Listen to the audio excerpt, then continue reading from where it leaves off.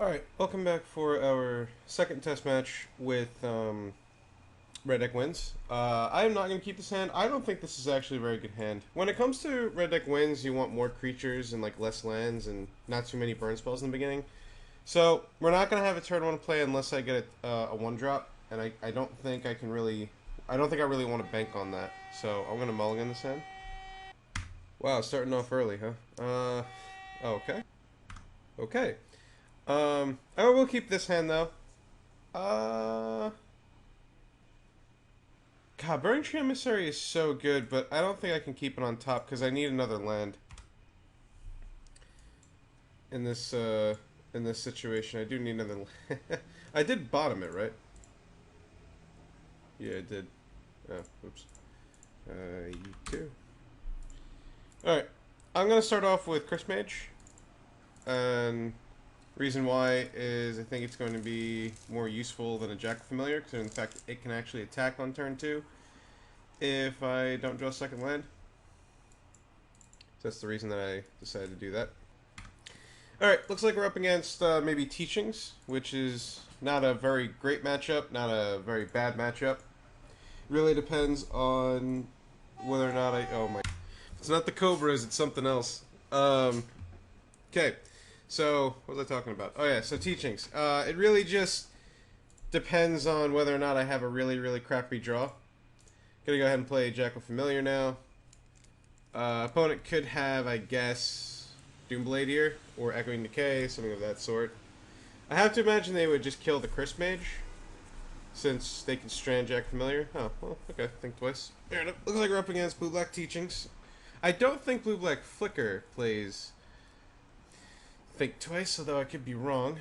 Alright, this is going to be the opportunity to draw a land. It'd be right now, because my opponent does not have a counterspell up. So, we'll see. Opponent decided to Echoing Decay my Chris Mage on main phase. Understandable.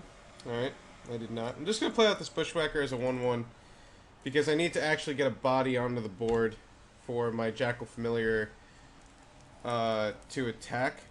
So... As regretful as it is as regretful as it is to actually play a 1-1 Bushwhacker, sometimes you just, well, you do what you gotta do. Okay. Lightning Bolt. Wonderful. This is most likely the creatureless version, so I'm just gonna Chain Lightning right now.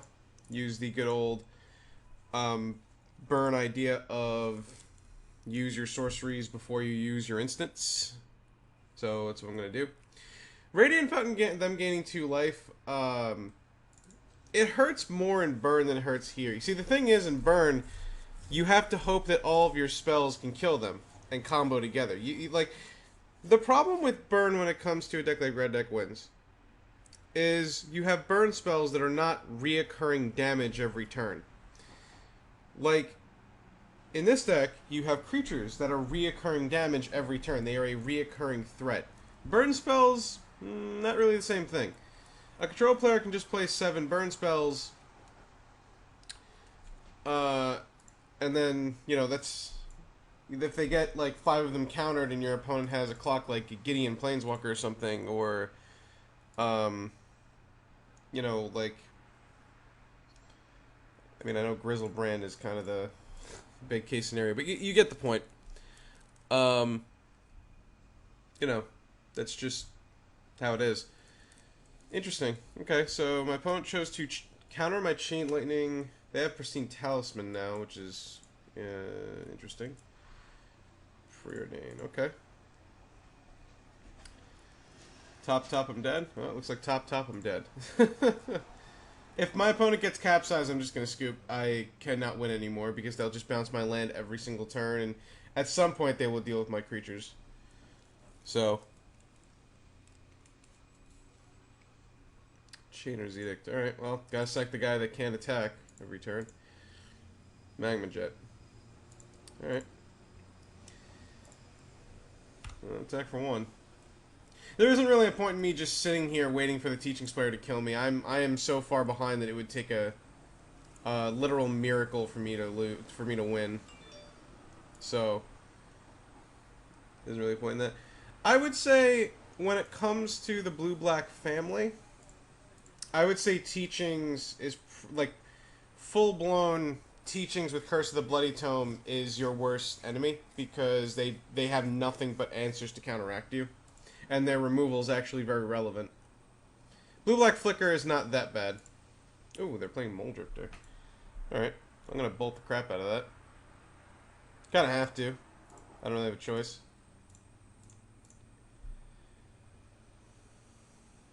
Die. Alright, well, still not a second land.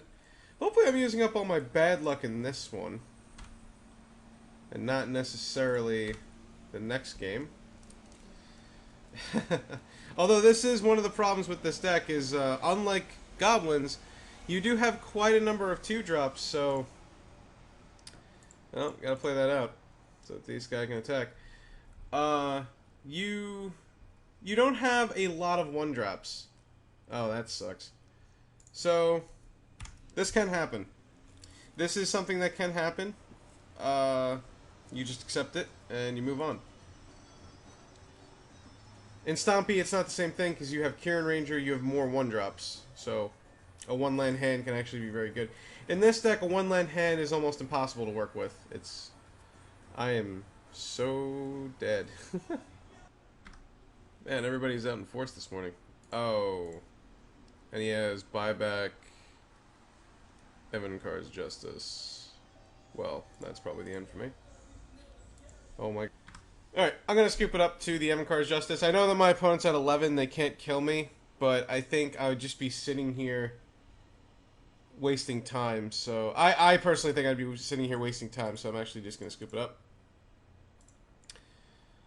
Because basically what's going to happen is every turn they're only going to take 1 because of the Pristine Talisman, and unless I draw a second land and they don't have an answer, I'm pretty dead.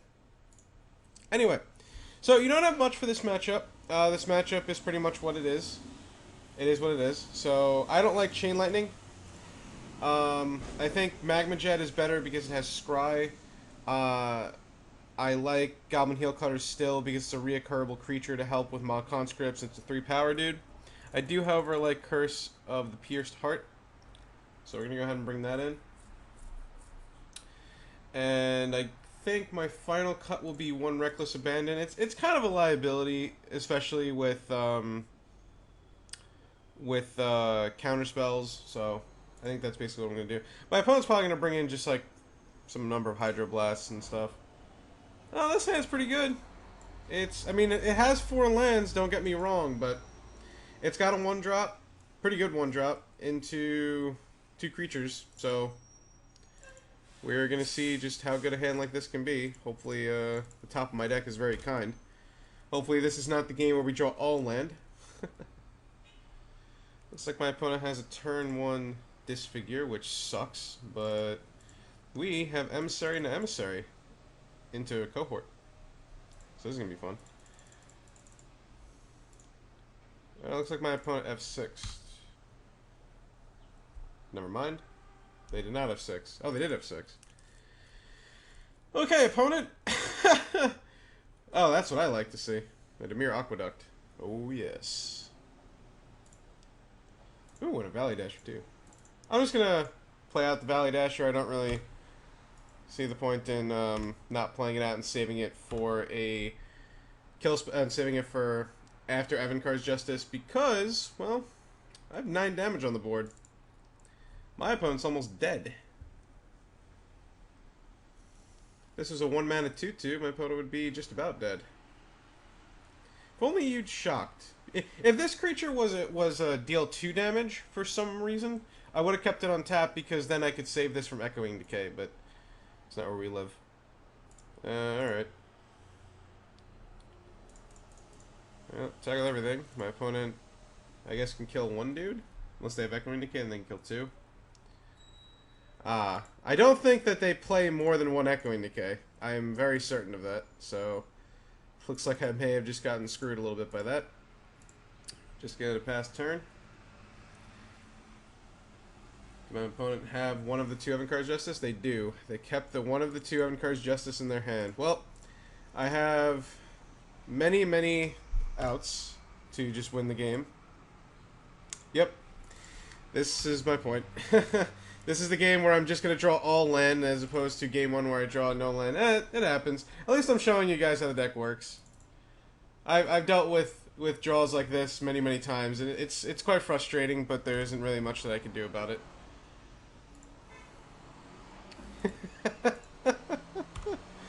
Okay. Please don't take this as a gospel draw. This is not a gospel draw. This will not happen to you.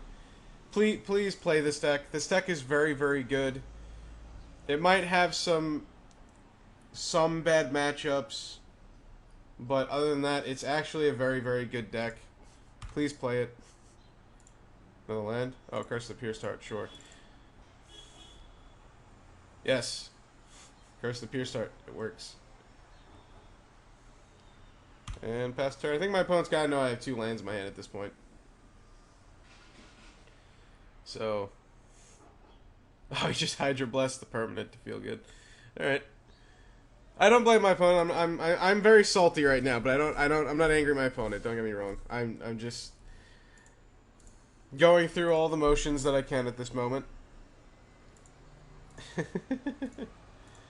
Yep. Hey, Chris Mage. Sweet. I'll get through Pristine Talisman.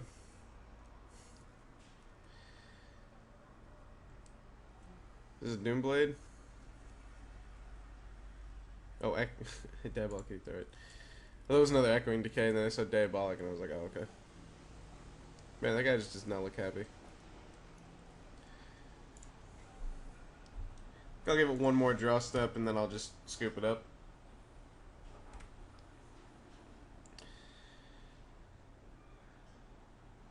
If 1, 2... How many lands did I start off with my hand? 4, so if 1, 2, and 3 were 3 more spells, I may have won the game. It's very possible. But yeah. Just happens. Oh, now I draw Lightning Bolt. Alright, let's go ahead and Lightning Bolt this, so I can survive for more turns! What? Why did my opponent let that resolve? Now I'm going to be sitting here forever. No! Opponent, you're mean!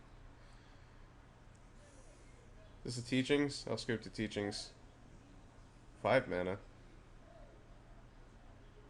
What the heck is this? 2 flashback. How did this get in the graveyard? Wait, what? Wait, when did a Teachings go to the graveyard? I'm legit confused. When did this go to the graveyard? I don't remember. Alright, we're done here. Actually, we're just gonna wait to see what they get. I just want to see what they get, and then I'll scoop it up.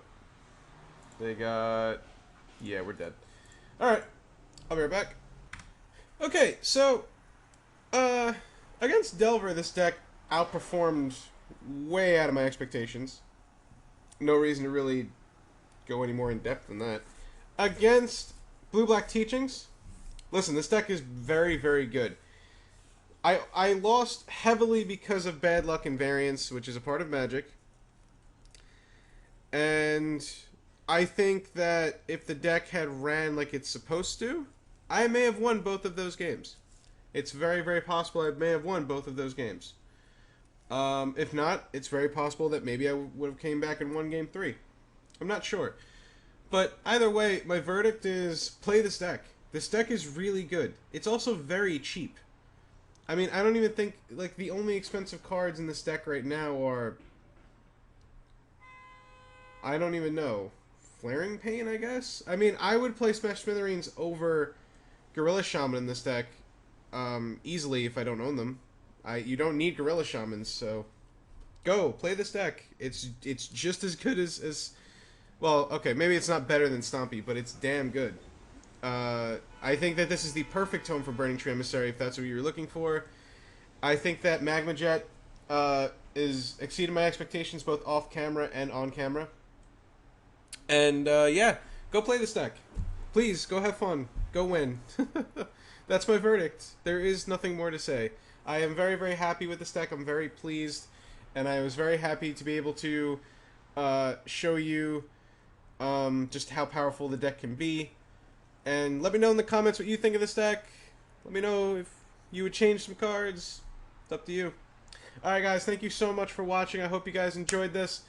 Do look forward to Season 2 of the Community Pauper Challenge. Hopefully it's coming up in about a month or two. Probably about 2 months. So, there you go. Thank you so much for watching. Please visit PRMTGO.com. Read all the tons of articles with tons of writers better than myself, tons of content better than mine. I'll see you later. Thank you so much for watching.